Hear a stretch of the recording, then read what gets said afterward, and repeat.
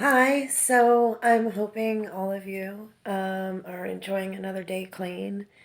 My day is coming to an end, and uh, well, what I've learned today is something I've already learned, but it became super evident.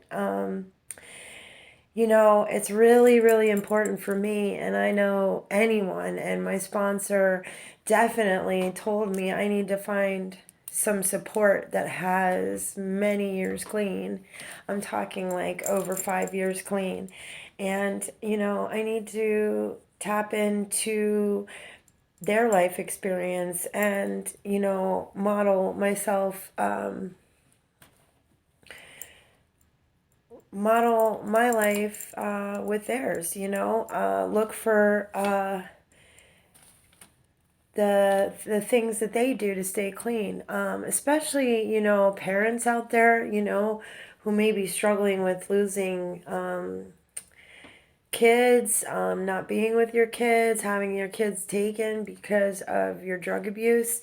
I know I lost mine. One of my children has been adopted by my father, and my oldest was taken out of my care when she was a little over 3 by my mom, who, had the foresight to see that, I had a disease that was going to make me not able to be a great parent for her. And it's real painful stuff. I mean, it's horrifying. I mean, you doubt everything about yourself when your kids are taken, and there's no one like me who knows what you're going through if you're in a process with children and youth services in your area. I made every mistake in the book that I could have possibly made. And now, the last time before I relapsed, I had almost 3 years clean. And I was at the point where my daughter was spending a good deal at my house. I had secured a house where I could have a bedroom for each of my children. I was really, really blessed with staying clean, and it's really unfortunate that I blew all of that away by picking up again. But I wasn't listening to the warning signs. I wasn't listening to people who cared about me, and I made some really critical mistakes that led me back to the streets and to lose pretty much everything. So as you can see, I'm painting.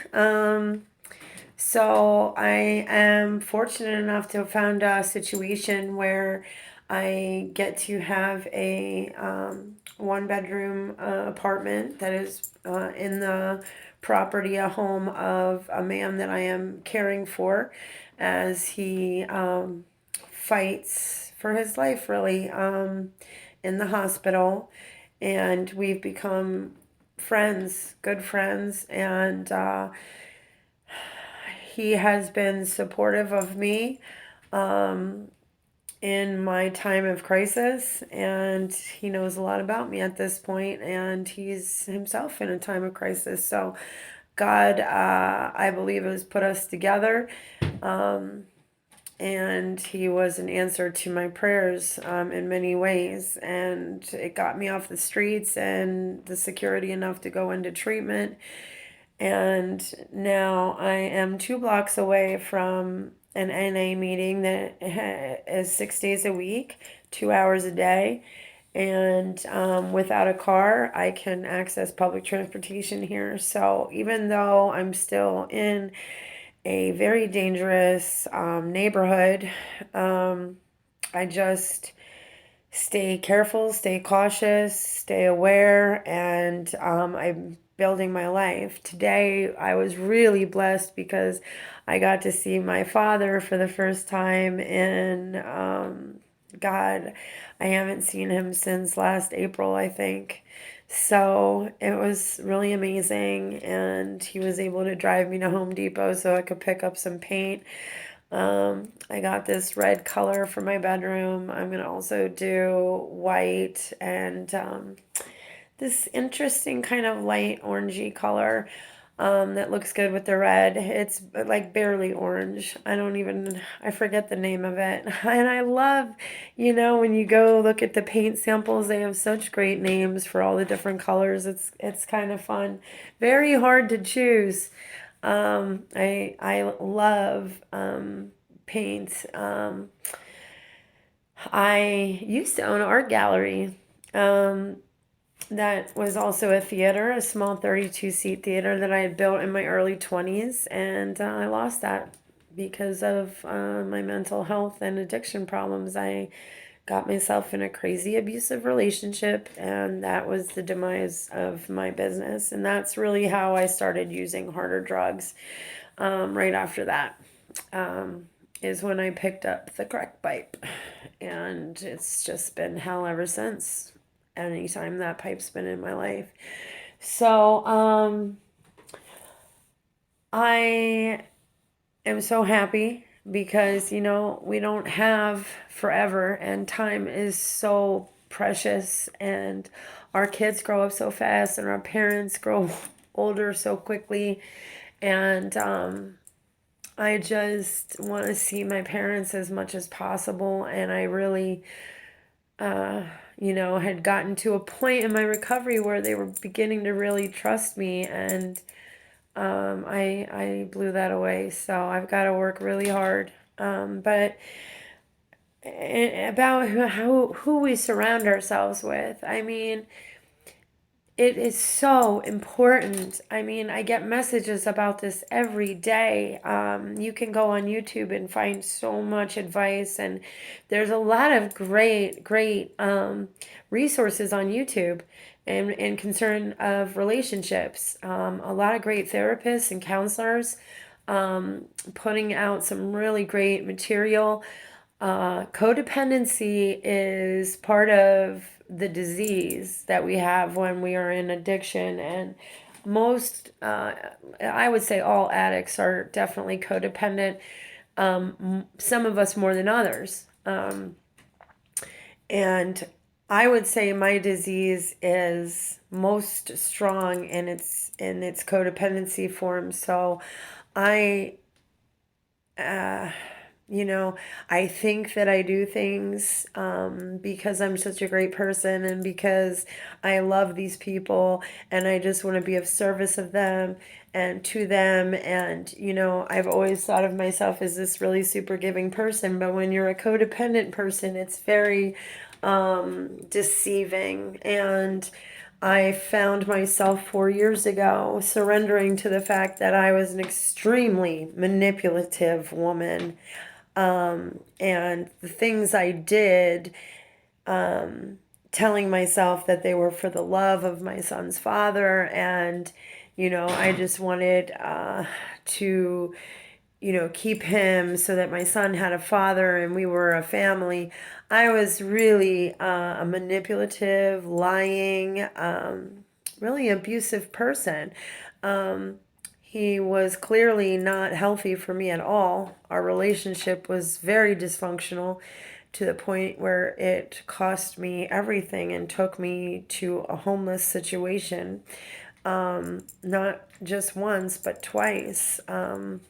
And I refused to see that as a reason to end the relationship. I was in such denial. I thought this guy was like, we were in love and it didn't matter, and I would fight to the end to keep us together. And, it was just a whole lie. And the best thing my son's father ever did for me was to walk away. When we both entered drug and alcohol treatment 4 years ago. And I did not see that man again for 3 years. And I am very blessed that my father did adopt our son. And although it tears me up every day that I'm not mothering him, I know he's in an amazing place with an amazing woman, my stepmother, who dotes on him as if he were her own child. And she has sacrificed a lot to become a mother again in her retirement. And I thank God for her every day, even though sometimes I just want to steal him back and just rip him out of their arms. And the anger's at myself. But so today, I had found myself hanging out with someone who, had over 5 years clean time. And, just because it's great to surround yourself with people with experience in staying clean, because this is not an easy thing, and it's a disease that we have to treat every day of our lives, or else we will be taken down again. And if you're still using, go to a meeting. It only takes the desire to stop using to become a member of one of the 12-step programs. You can go into a Narcotics Anonymous meeting high, and I wouldn't suggest it, because people would love for you to be clean. But if we would love you to walk in the door and take your desire and take a seat and start listening to what people have to say, because that is the medicine for this disease. And most home groups have rules about being in active addiction and attending the meetings. For example, usually you're not allowed to share. So you are not allowed to share anything and speak out if you are using. Also, no paraphernalia or drugs are allowed in the facility with you. So leave that stuff at the door. And hopefully you'll find that you don't want to use so much. But reach out. Do not be ashamed that you're using. If you've relapsed, put that humiliation in a trash can and go to a meeting, because it'll save your life. I am 100% convinced. So that being said, as you get to know people that are recovering, and hopefully you start to see that you can get back everything you've destroyed, and double it, triple it, quadruple it. The sky is the limit. I really believe that God has a special plan for people that suffer with addiction, and that this affliction we have is actually a gift from God, because we know the depths of hell that human beings can endure on this planet. And when we accept the fact that we are powerless and that we cannot control our use and or anything in our lives, we are not the one in charge. We are not the boss. When we accept this in step one, and we get honest with ourselves in step one, we can start having hope. And that's step two, that hope that there is a power greater than us. For me, God is my creator, and God loves me unconditionally and wants me to be clean, and is so forgiving and so merciful, and just blesses me all the time with prosperity and opportunity when I choose to see that. And so people are not perfect, if you haven't figured that out. And they are going to let you down, and you are going to let you down. I let myself down in so many ways, in every way possible, and in ways that I might not even really fully understand yet. My humanity, my nature of sin, is real, and it's not something that's going to go away. I'm never going to be perfect, and I'm never going to be sinless. I am going to make many, many mistakes on a daily basis. And that's step 10, which is taking daily inventory. And that's why I have to, call people every day that have more time with me, find ways to get together, hang out in the meetings and outside the meetings. But my expectation of these people has to be realistic. You're going to find that many people who do have clean time may not have the best program. They might talk a good game, just like out on the streets. They might really be a great talker and very skilled at sharing on spiritual matters and be able to talk about the literature in ways that can blow your mind and entertain you and, pull you in and reel you in and give you a false sense of security and a false sense of who they really are and and the problems that they may not be dealing with at home.